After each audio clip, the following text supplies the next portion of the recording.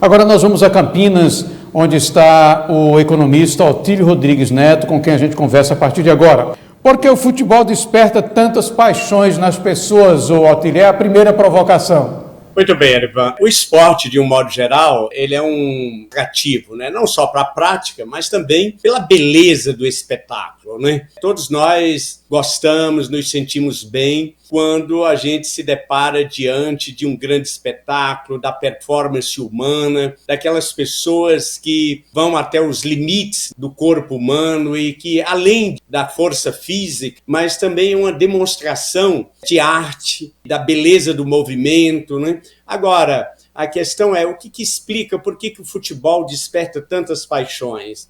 Segundo aí alguns estudos, né, da etologia, né, que estuda o comportamento dos seres animais, e também da própria ciência que estuda o ser humano, né, por que o esporte atrai tanto e desperta tantas paixões? Uma explicação dos cientistas é que lá nos nossos ancestrais, né, há 70 mil anos, 100 mil anos do Homo sapiens, quando a gente vivia nas savanas, né, em bandos, né, em situação muito primitiva, nós precisávamos viver em grupo, né, porque se a gente não vivesse em grupo, a ameaça das feras, dos acidentes, né, estava presente no dia a dia. Cada dia era uma luta pela sobrevivência, né? Então, é por isso que a gente gosta tanto de viver em grupo, agregados, né? Nós somos seres gregários. E aí também uma explicação que decorre disso daí é que a partir que a população humana foi aumentando, o que ocorreu? Existiam as rivalidades entre grupos. Então, um grupo brigava com o outro pela posse de alguns bens materiais ou por alguma coisa, ou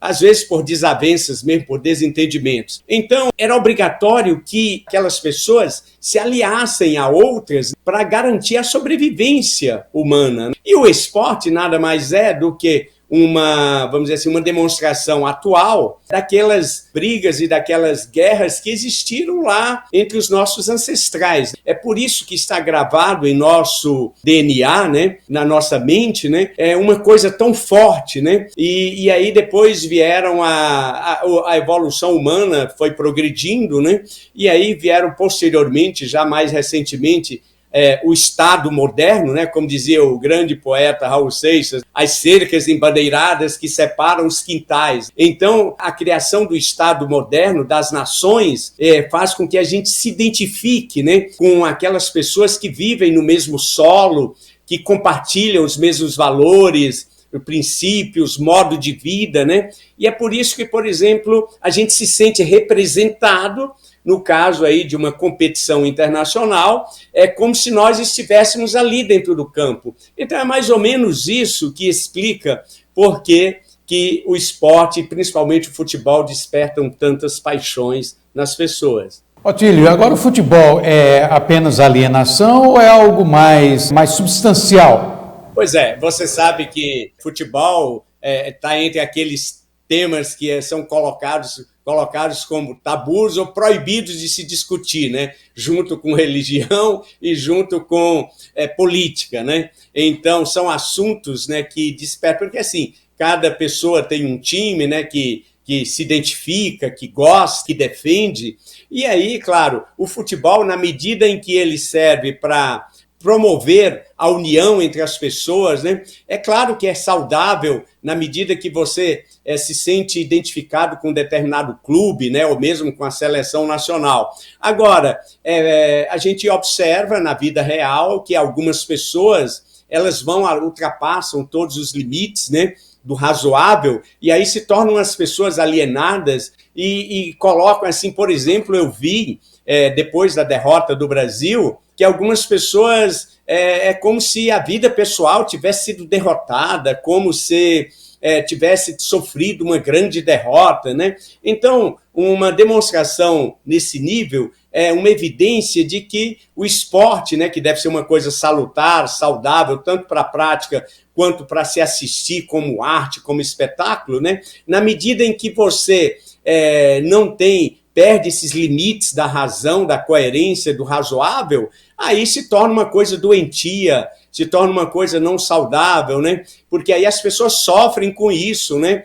Existem muitos exemplos de pessoas que ficaram deprimidas, como se a vida tivesse perdido sentido, como se tivesse sofrido uma derrota pessoal. Aí, nesse sentido, aí sim, né? Agora, o futebol, enquanto um esporte que faz as pessoas brincarem, trocarem, sabe, às vezes até mesmo provocações, né? Mas nesse sentido é algo saudável. Agora, o que não pode é a gente achar que a nossa vida, que porque o Brasil perdeu a Copa, por exemplo, isso tenha sido uma derrota na nossa vida pessoal, isso jamais. Então, nesse sentido, aí se torna uma alienação. Aí é uma coisa ruim e negativa, né? Em futebol, em Copa do Mundo principalmente, tem muitos interesses em jogos, né? Quais são esses interesses? Bom, o fato é que o futebol se tornou um grande interesse econômico, né? São bilhões, por exemplo, eu estava vendo hoje, né? Já que nós estamos aí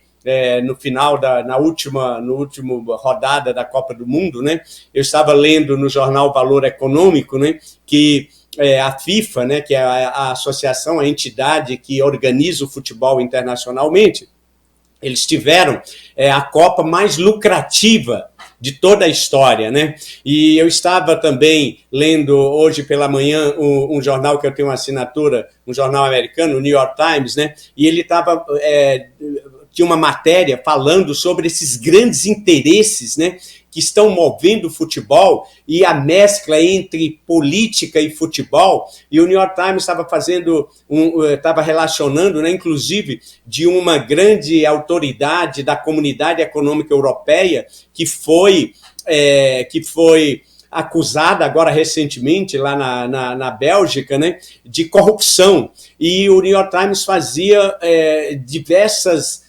estava registrando, né, diversas situações suspeitas, né, onde houve onde tem algumas transações econômicas envolvendo uma grande soma de dinheiro, né, em que não era muito bem transparente, né, onde há indícios muito graves de corrupção, envolvendo política e envolvendo corrupção de interesses econômicos, de dinheiro e tudo mais. A gente sabe, e existe algumas acusações, inclusive sobre a própria escolha da Copa do Mundo no Emirado Árabe, no Catar, de que foi uma Copa comprada, né? A gente sabe também a escolha da Copa no Brasil, lá em 2014, existem muitas suspeitas, né, de que houve compra de delegados para votar. Aí é uma distorção, é um desvio, e a gente não pode perder essa perspectiva, né, de que o futebol, pelo fato de movimentar grandes somas de dinheiro, né,